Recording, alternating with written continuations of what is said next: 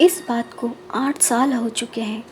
तब मेरी मामी की तबीयत बहुत ज़्यादा ख़राब हो गई थी।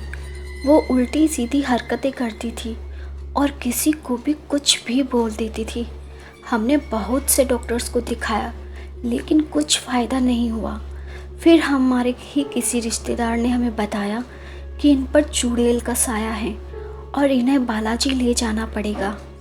घर वाले बिना देरी किए बालाजी के लिए रवाना हो गए। बालाजी पहुंचते ही मामी गाड़ी से उतर के दौड़ती हुई अंदर चली गई। बाकी घर वाले भी उनके पीछे पीछे चले गए। वहां जाकर पता चला कि मामा जी ने अपने बगीचे में एक पेड़ कटवाया था जिस पर चुड़ैल और उसके बच्चे रहते थे। अब वह उनका घर तोड़ने आई थी, मगर वहां थोड़ा समझाने पर वह मान गई। उसने अपने भूखे बच्चों के लिए दूध मांगा। मामा भागकर दूध ले आए और जैसे ही उसे दूध देना चाहा, उसने मना कर दिया और कहा, मेरे बच्चे मीठा दूध पिएंगे। मामा ने सामने से जलेबी खरीदी और दूध में डाल दी।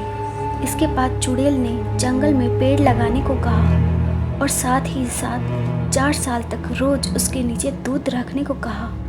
इसके बाद मामी ठीक होने लगी और सब वापस आ गए। पर वापस आते वक्त मामी फिर से कुछ अजीब सी हरकतें करने लगी। घर वाले पूरी तरह परेशान हो गए।